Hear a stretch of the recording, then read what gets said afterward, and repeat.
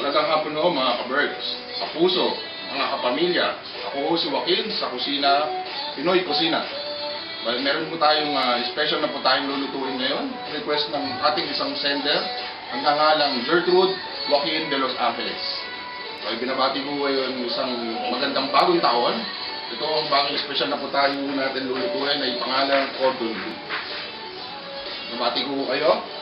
Tayo magsisimula na ako pagluluto at ito po ang ating mga ingredients. Bali, ito po ang ating mga ingredients. Bali sa butter, mga 250 grams na butter, kalahati lang. Evaporated milk, cheese, pork loin, yung mga 650 grams, toothpick, and egg, breadcrumbs, hot dogs, flour, and ground beef. Ginisa ko na ho siya kasama ang bawang at sibuyas lang ho.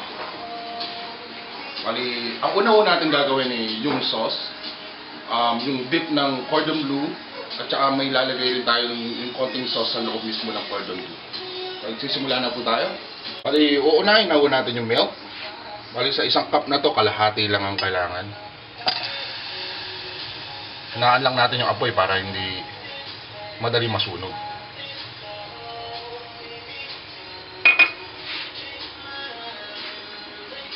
Sunog natin butter.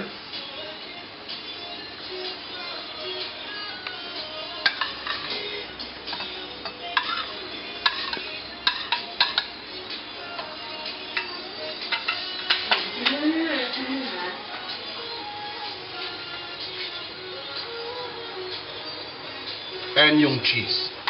Bali, kung makikita nyo, yung cheese grated na ho para madali ho siya matunaw.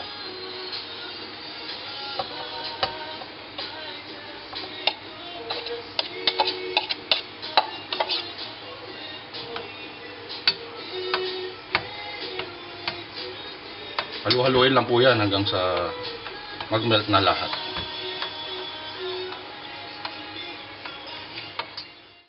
Lagyan din po natin siya ng half lang na beef cubes. Bali, ito pong cordon bleu, napaka-special po yan.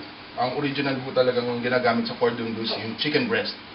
Pero sa nakasanayan na, ito yung pangalawang beses ko palang magluluto ngayon. Ang unang luto nito is 2002 pa. Nagturo sa akin ito ng aking ina. Ito madalas ginagamit sa mga special occasion like Christmas, New Year, anniversary, biglaang inuman, mga ganun ho.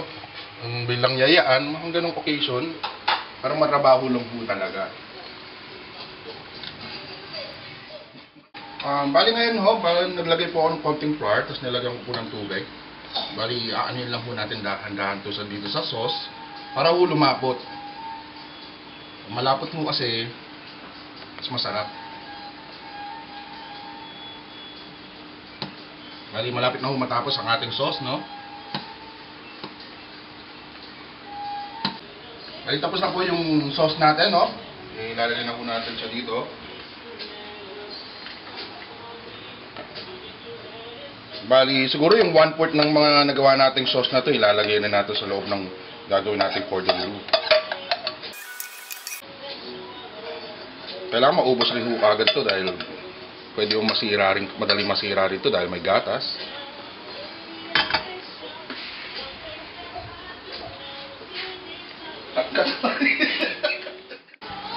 Bali, ito na po yung cordon bleu natin.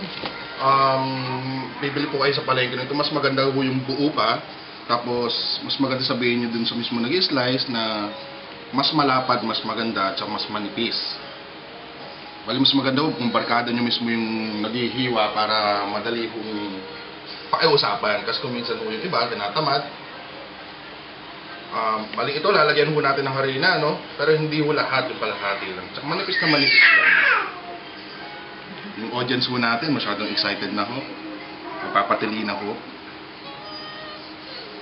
Bali, sa exact measurement po ng ito, bali, dalaw na lang punta na lang po kayo sa vlog spot namin. Nandun mo sa saan nga ba yun? Bali sa blogspot namin sa www Pinoy Kusina at blogspot.hg. Yung HG ho, Hogang ho yun. Bali ito pangalawang episode na namin tong ginagawa namin. Yung unang episode ho namin, ang nag-conduct yung aming master ho na si Mr. Ian Desna. Bali ito na ho. Tapos lalagyan ho natin siya ng yung ground beef. Tamang laman lang.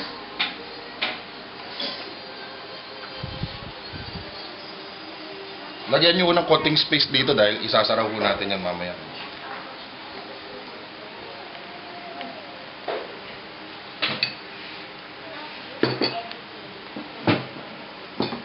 Konting sauce lang po.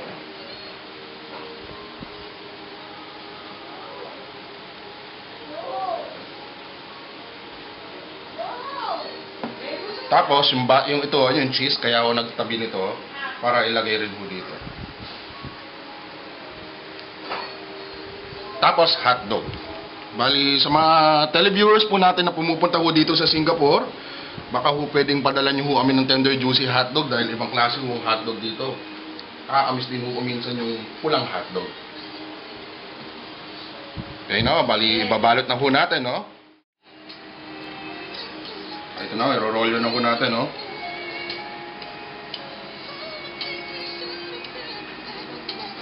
Yung excess ho, bali ano na lang natin yan. Slice na lang natin. Magagamit din natin yung excess kung halimbawa yung pork loin natin mayroong punit o may butas, pwede ho natin ito pantapan.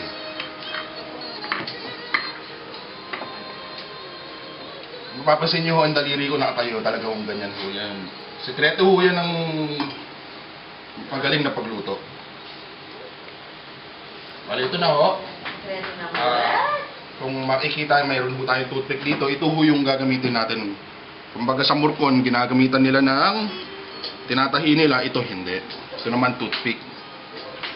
Huwag nyo lang ho kalimutan na pagkatapos ho gamitin ng toothpick, balik ho sa lalagyanan. Sayang ho, pwede ho magamit pa. Yeah.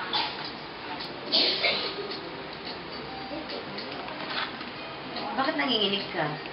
Ninenervous ka ba? Okay.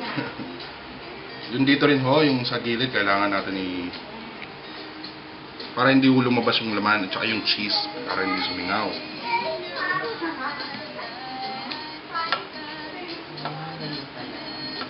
Di bali yung maraming toothpick, mura lang ho toothpick. $1 lang, meron ka ng marami. Mga ilang piraso naman? Pagkakaalam ko ho, nabilang ko mga 856. Putol yung isa eh. So 855 na lang. Mga ganun ho.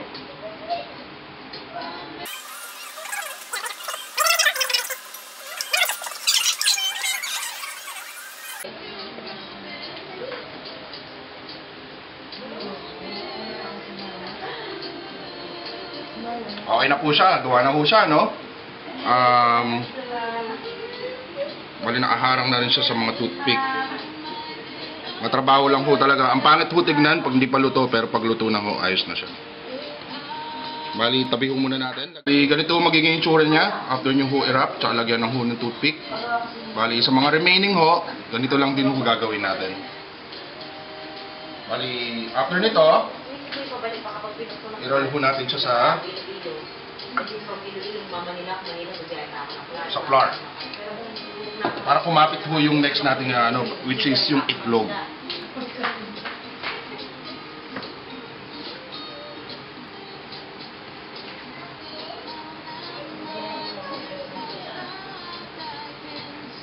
Pinakamahalaga ho sa lahat kailangan magugas ho kayo ng kamay bago gawin ito dahil syempre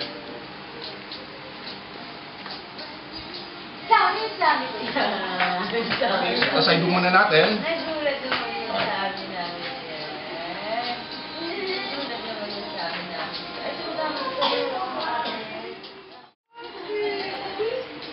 Bali, scramble ho tayo ng itlog. At least 2 pieces po para sa 4 na roll ng cordon bleu.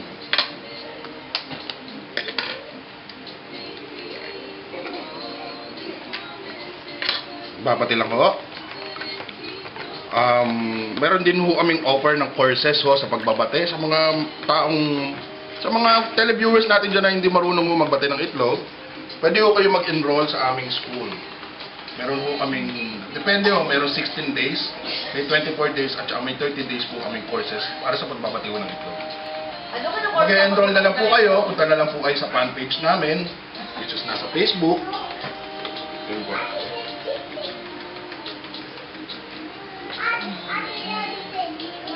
Bali, roll lang natin yung, lalagay na natin to dito sa egg.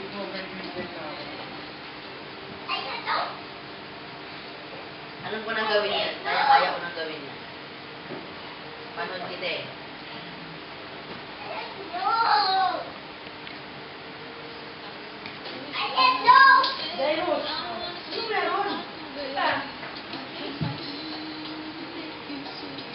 Kailangan ho lahat meron para makita ho siya Sabi talaga. ko yan.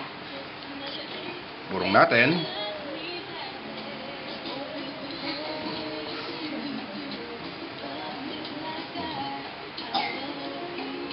Ayan ho. After nito, lagay naman natin siya sa breadcrumbs. Pero ho, breadcrumbs. Sabi ko yan. Sabi ko yan. Ano lang ho muna natin siya lahat. Tapos mamaya after nito, i-press natin. Dahan-dahan lang ho dahil baka matusok kayo ng toothpick.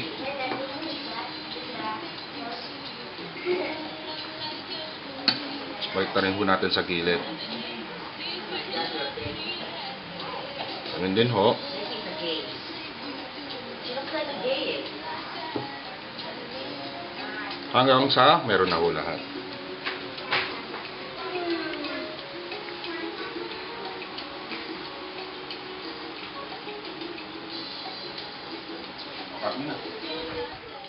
Bali mga kaibigan, ito na ho yung finished product ng finished preparation, no? Bago natin i-deep fry. So ngayon, luluto na natin siya, pa-fry na natin siya. Hindi naman kailangan deep fry na deep fry kahit half lang. So kailangan low fire lang kasi madali masunog yung breadcrumbs, no? Kailangan mainit na yung mantika. Kung nakikita nyo, medyo umano na siya, no? Hina lang po ang mantika, no? Para maluto pati yung nasa loob.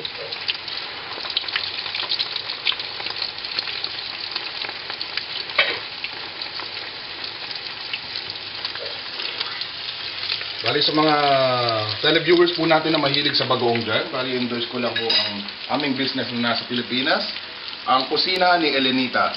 Bali kung gusto nyo mga umorder ng mga special na bagoong, chili garlic sauce, tawag lang po kayo sa 0915-785-8910. Doon lang po. Salamat po. Bali, ikot lang po natin.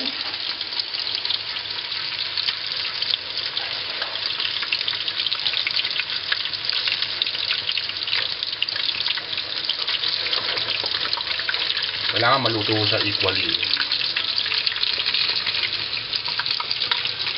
Nakita nyo maganda, kaya pinipress natin yung breadcrumbs para kahit may butas siyang maliit, hindi lumalabas yung nandun sa loob.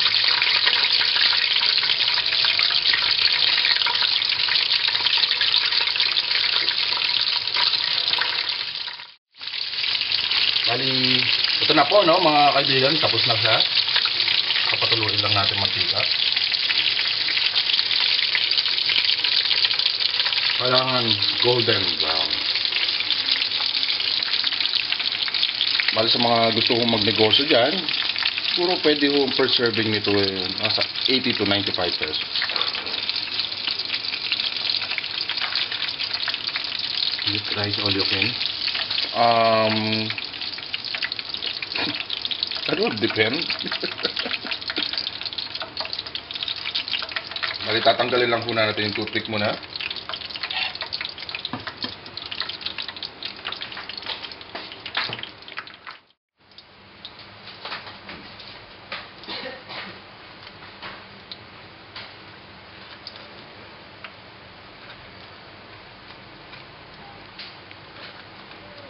Bali, yung mga sumobra ho dito, halimbawa ho yung pinili nating ground beef. Yung sumobra ho nun, pwede yung gawin nyo na lang na omelette, kinabukasan, pang breakfast.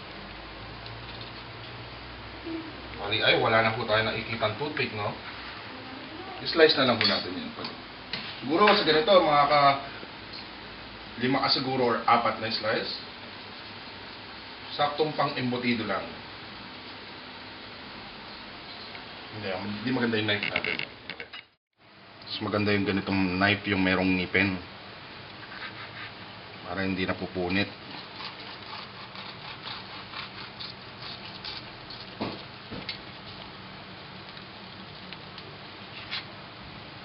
Makita nyo, melted na yung loob, pati yung cheese, melted na rin siya. Pero at least hindi siya lumabas.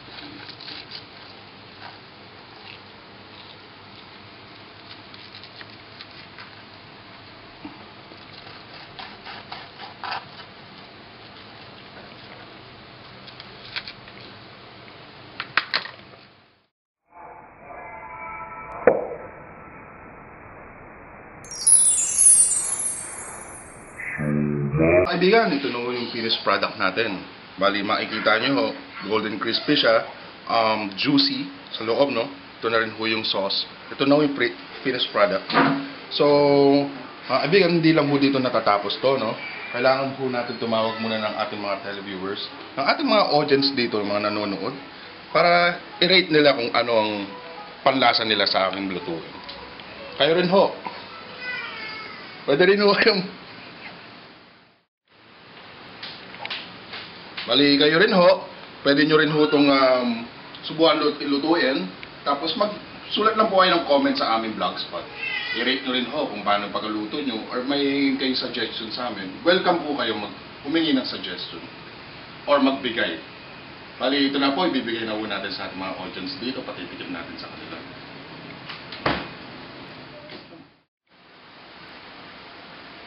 Pero bago namin to patikim muna sa aming audience, kami yung nagpapasalamat sa inyo o sa aming sponsor, si Mr. Jim Beam. Maraming salamat to sa tuloy na pagsuporta sa aming grupo. At si Marigold, Evaporated Creamer. Hindi niya po kami iniiwan. Kahit nasan po kami, ay nandun din siya. Halika na po, tikman niyo na po ang aking lutuin. Tara po. Bali, nandito na po tayo. Papatest na po natin kung itong luto natin. Bali, kasama ko po si Miss PK Desnan, ang #1 food critics here in Singapore. Come on, taste it. Okay, wait. What's the sauce?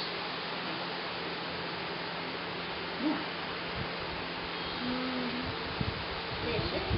Tastes good only, eh? Delicious. Delicious! Thank you very much, Miss PK. Bali, dito na po nagtatapos ang aming portion. Sa susunod po namin pagbabalik, titignan po namin kung ano mga request. Kung ano ang maraming request, yun ang bibigyan namin dito. Maraming salamat ho. Maligayang bagong taon. What?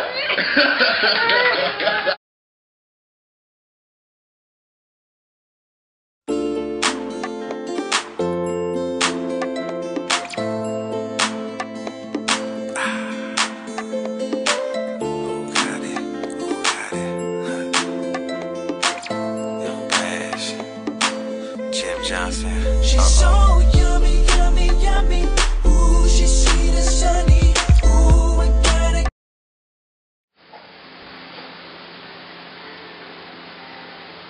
Tignan.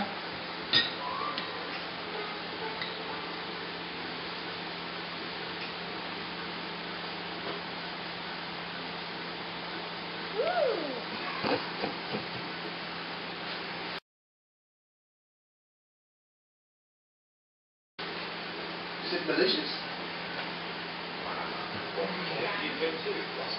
What can you say? What can you say?